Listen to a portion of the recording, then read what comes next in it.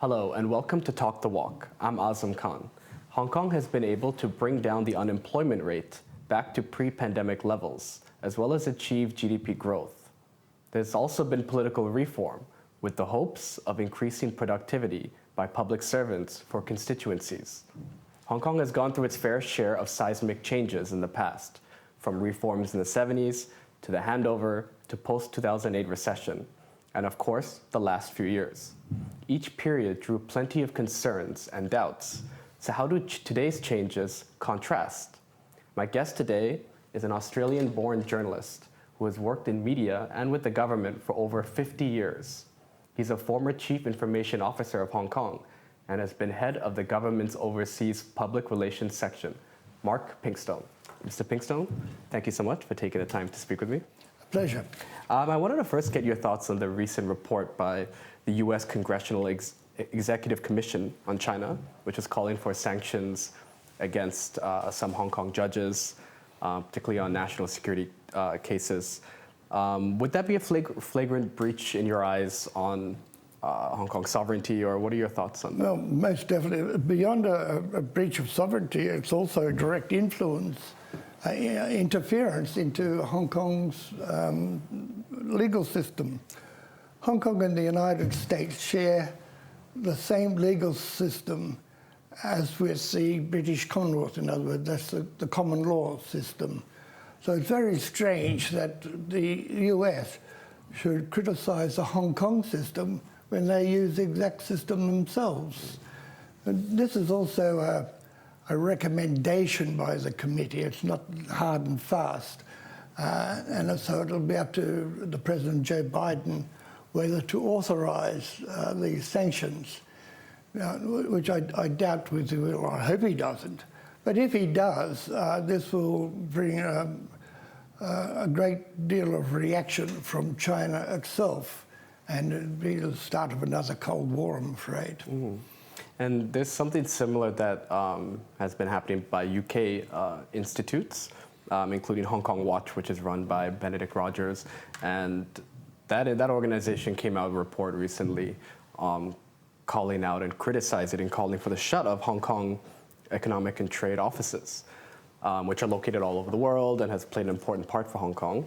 But they've tried to claim that they're just a political branch for China. But as someone who's served as a Hong Kong overseas department, what are your thoughts on? So typical of Hong Kong Watch. It started off with a blatant lie. The report said that the ETOs were established after 1997, and it inferred that they were propaganda tools and therefore called for them to be abolished. Nothing could be further from the truth. The ETOs were established well before 1997 by the British government, and they were set up as the name implies. They were set up as trade offices, and trade is trade. In each of these offices, we had an information unit which came under my purview, and our job was, before 1997, was to sell Hong Kong as a reliable trading centre beyond 97. In other words, we were selling the story of continuity. So if you wanted to do trade with Hong Kong, it will continue after 1997.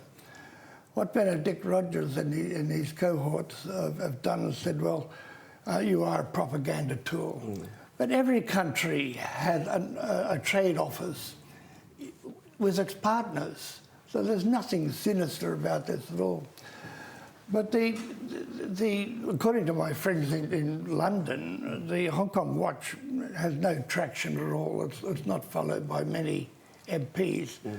But that can't be dismissed. It has on its board Lord Elton and Lord Chris Patten on its board, who are providing support for the Hong Kong activists who are escaping prosecution in Hong Kong. And it is serving its purpose there. But as far as the ETOs are concerned, they should and will continue. Yeah, you mentioned that they don't have much perhaps popularity or known by the community at large, but they do have influence. And I feel like that's similar with a lot of the U.S. these congressional anti-China committees. Not everybody has heard of them, but there's a lot of famous senators and congressmen in it. So is it still impactful? Is it still something that the government should respond back to? The Chinese government should respond back to? The Hong Kong government should criticize? If, like you said, not many people know it, but there are a lot of powerful people who sit on these boards. They are, indeed. But they're purely political posturing, if anything. They wouldn't give a clue about Hong Kong or its constituents. They're trying to score brownie points. And especially in the US, they have numerous committees that are anti-China. And their actions are purely to drum up their base and get some vote, vote, basically? Well, that's right, that's right. The basic American is anti-China because of the pressure put on them, on the citizens, by the politicians and the media. I found in my old jobs with the government is that we would hold regular luncheon meetings with editors of newspapers, and we would brief them on issues of the day. And what we were doing was nothing untoward to what other countries are doing.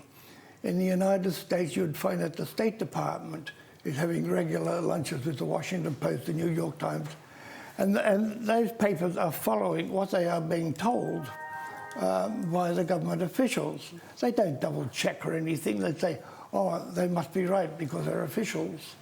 But they are wrong because the officials have a hidden agenda, and that is to degrade China, and they use Hong Kong as the springboard to do that. So when you were working at the government overhead, the overseas department, before that you were the chief information officer. So you could talk about that what was that department like back then? I was originally chief information for the government secretariat. In other words, I was the spokesman for all policy secretaries, from the chief secretary, financial secretary, down to the whole lot of them. We had a very small staff in those days, only about 4 or 5 people. And we covered the entire... I briefed the media virtually every day on issues that were going on. I'd meet them in the back door and tell them what's going on. And that was part of my job. In other words, a spokesman for the government. From that, I did that for a few years. Then after that, I was promoted to the Overseas Public Relations section, which covered looking after, say, about 300 foreign media we had in Hong Kong. So this is pre-1997. So Hong Kong was very much in the news. And so I do very regular briefings with the foreign media, as well as maintaining the lines to take for our overseas offices, which were staged in the economic trade offices overseas. We had about 7 overseas officers at that time. Okay. And they in turn, we had our Hong Kong family, and the ETAs were a member of that family. That included Cathay Pacific, the Trade Development Council, the Tourism Board. And from my office, we would devise a line to take on the issue of the day, and we'd give it to the Hong Kong family so that we'd all speak with the same tongue. What does that role look like today? What does that, the structure of that look like today, and the role compared to back when you were serving that role? Well, vastly, I'm sure it's vastly... I think it's become a lot more impersonal today. Today they have about 30 Secretary of Press officers, as against the 4 or 5 I had in my office. And so each policy secretary has his own PR unit, and so they're dedicated to that. And for somehow, I don't, with due respect to them, I don't think they're quite as effective as we were with our very small team. I think we had a far more personal approach. So then it's more of a deeper nuanced understanding then that comes from Well, I being a think small so. We had a very close relationship with the media, which is very important. And I think today they're a bit afraid of the media. They're afraid of what they're going to say. And conversely, the media is also afraid of them. Wow, that's something that perhaps you see in most parts of the world too, right? Like in the US, the media landscape is vastly different now. It's more corporate run mainstream, and there's more of a fear between, or it's less of a symbiotic, intimate relationship between the public sector and the media in the West as well. But then how would you assess the media landscape generally today in Hong Kong? I think in Hong Kong we have quite a good media. We have about 90 daily publications here, which is the ratio I'd gather to be about one of the highest in the world. It's not uncommon for a person to go to a newsstand and buy 3 or 4 papers. But the media here are very cautious. They are careful of what they say because of the national security laws. But generally they toe the line. Of the 90 papers we have here, or news outlets, only one has been actually banned, that was Apple Daily. And of course the Stand-alone News was an online publication that was also banned. But of that, there's only those 2. Now, according to the Hong Kong Foreign Correspondents Club, this is an infringement of freedom of the press and all the rest of it, and the press is going downhill and all the rest of it. But I think the figures speak for themselves. The overseas media will still criticise that our press freedoms have been lost and all the rest. People write according to the law. They can report on maladministration, for example. If they find there is corruption within the administration, they're duty-bound to report it. If street signs are not being put up properly or whatever, domestic issues, the media is bound to report it so that the administration can make good of it. But calling for incitement of any nature, whether it be hatred or terrorism or separation, that's a no-no. Right. Mr. Pinkston, I'm going to have to pause you right there while we take a quick break. Don't go anywhere. We'll be right back with Mark Pinkstone. Stay tuned.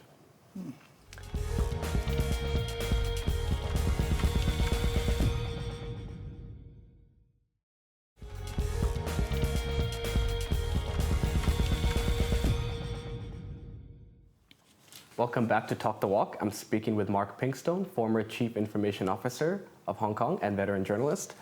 Mr. Pinkstone, last week the Australian Trade Minister was in China, and they're trying to rectify old bans that, like a mini trade tiff that was going on between China and Australia, where a bunch of goods were banned by imports were banned by China, and it was part of a tit for tat between both countries, stemming from political targeting towards China. Could you talk about the balancing act that Australia is playing with China in terms of they want to rectify and have full access economically and benefit from that, but then sort of following a US narrative of for adding teeth, whether it's the AUKUS deal and spending $260 billion, $260 billion US dollars on nuclear submarines, and just a more aggressive posturing towards China. So how does Australia find that?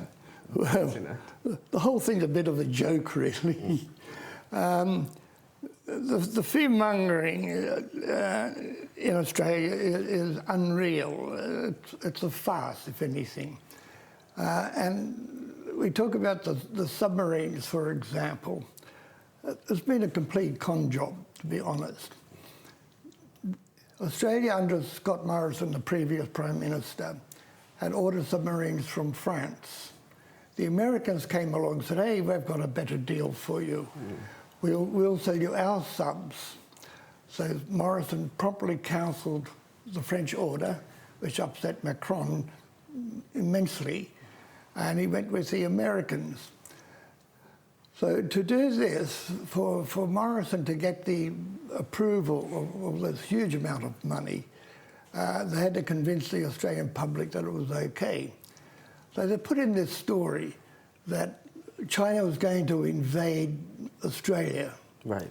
And 10% of the Australians believed it.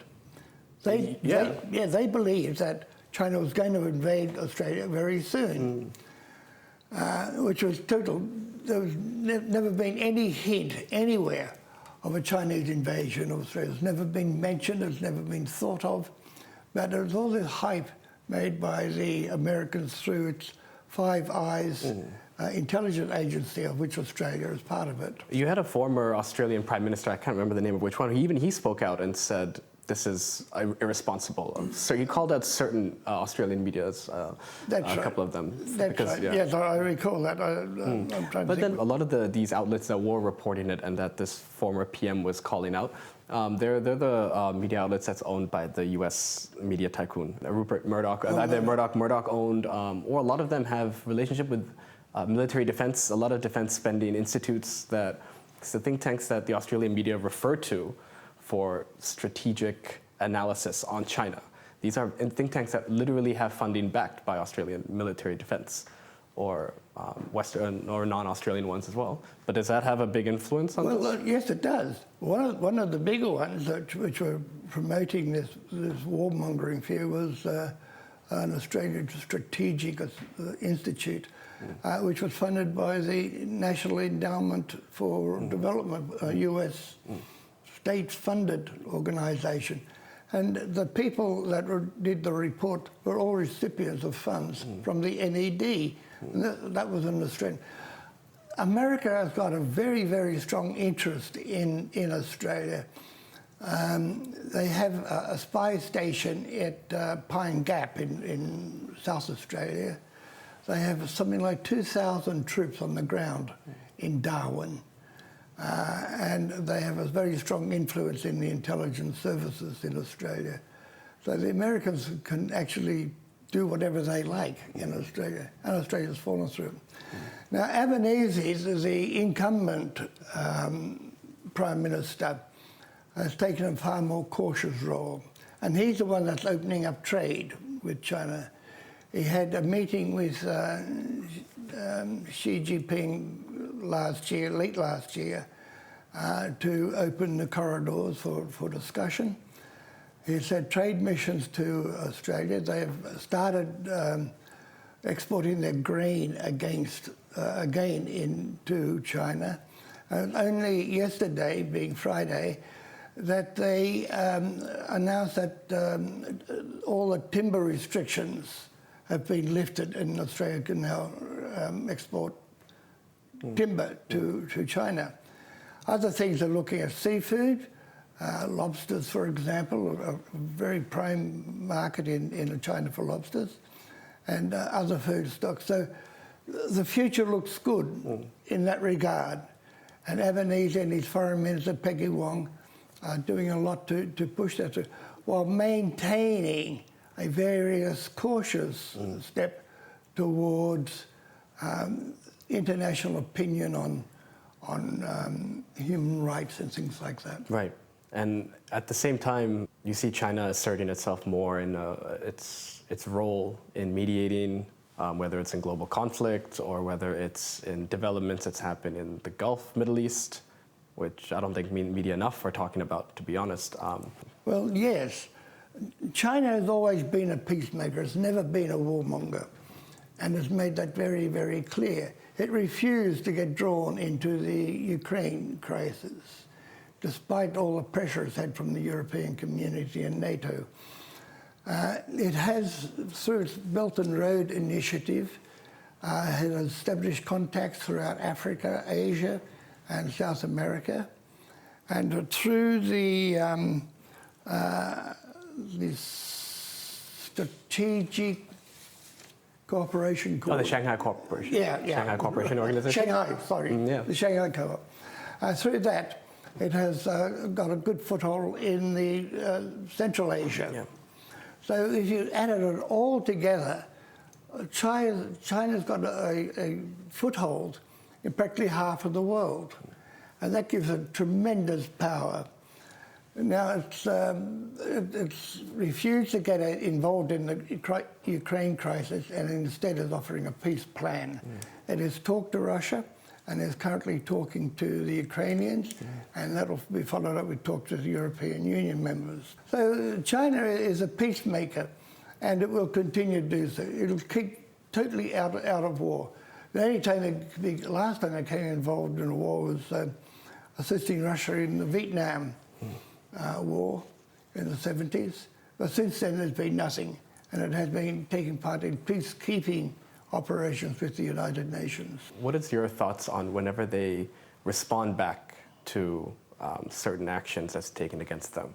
It's a very firm now, more so than even in the past, firm, whether it's in responding back in statement or in responding back and reciprocating the action. Whether it's a sanction upon them, they sanction back. Yeah. A recent example being the Canadian ambassador, the Chinese ambassador in Canada being kicked out, and then in respond in kind, it's done that. So, Right. what do you think that's it's something that it needs to do as part of its standing up for itself? It's a change. Normally, or in the past, China has been very low key. People would criticize it; it would say nothing. But in the same breath, in the past, it's also been it's not been this aggressive towards That's them. true. Yeah. That's true. So as the world actually ramps up its aggressiveness towards China, China is saying, well, we're not going to take this. There is another side to the story. And so as you say, it's tit for tat. You jail one of us and we'll jail one of you, sort of thing. And the same applies with sanctions. If you criticize Huawei, we'll impose sanctions on you. This is a different overseas department sort of, this must make the purpose of the overseas department much different than it was in decades past. Oh, indeed, indeed. We never had so much aggression before. The aggression is purely after 1997, when after China started off the Belt and Road Initiative, they started gaining power and controlled it in different countries. And the Americans became very aware of this. They wanted to curb China's growth. And this is where the tug-of-war of words developed as a result of that. Mark Pinkstone, thank you so much for taking the time to speak with me. A pleasure. Thank you. That's all for this week. I'll see you same time next week. Goodbye.